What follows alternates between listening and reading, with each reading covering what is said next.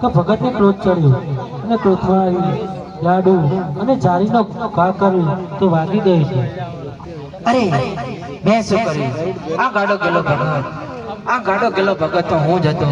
હોય જ મારા પ્રભુને લાડુ અને જારીનો કાતો મેં જ કર્યો તો. લાવ મારા પ્રભુ પાછો માફી માંગી લો. હે આટલો ગુનો રે મારો માફ કરો ને.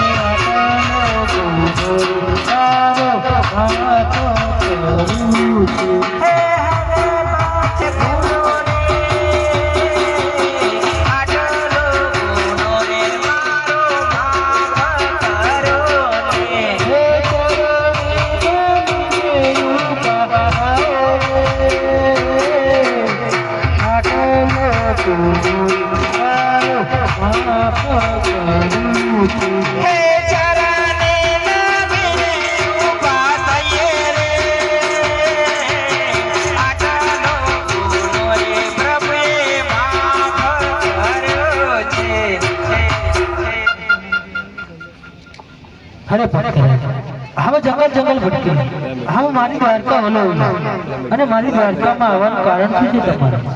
અરે ભાઈ તમે તો જાણો છો છતાં અજાણા બનો છો. હા ભક્તરાજ હું જાણું છું. તું લો હા અમારી ગાડીને પુષ્પ આપું છું તમને.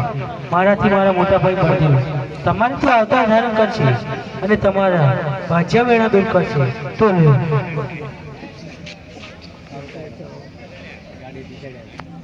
પુષ્પ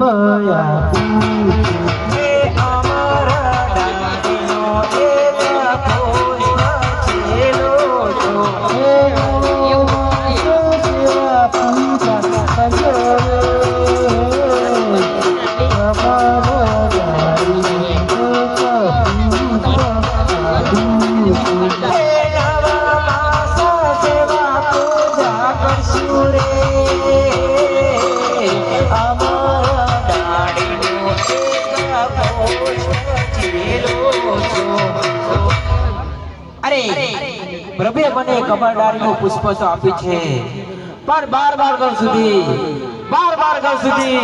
ભૈરવા નામનો રાક્ષસનો હાકાર છે જે બાર ગણ સુધી મનુષ્ય શું પણ ભૈરવા નામનો રાક્ષસ ચકલું ફરકવા દેતો નથી.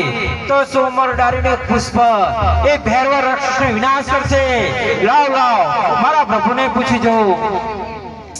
અરે પ્રભુ મને તમે કમળદારીનું પુષ્પ તો આપ્યું છે પણ બાર ગણ સુધી ભૈરવા નામનો રાક્ષસનો આકાર છે જે બાર ગણ સુધી મનુષ્ય શું પ્રભુ પણ ચકલું ફરકવા દેતો નથી. અરે પ્રભુ મને તમારા જેવા પુત્રનું વરદાન આલો જે ભૈરવા રાક્ષસનો વિનાશ કરે એવું પ્રભુ મને વરદાન આલો.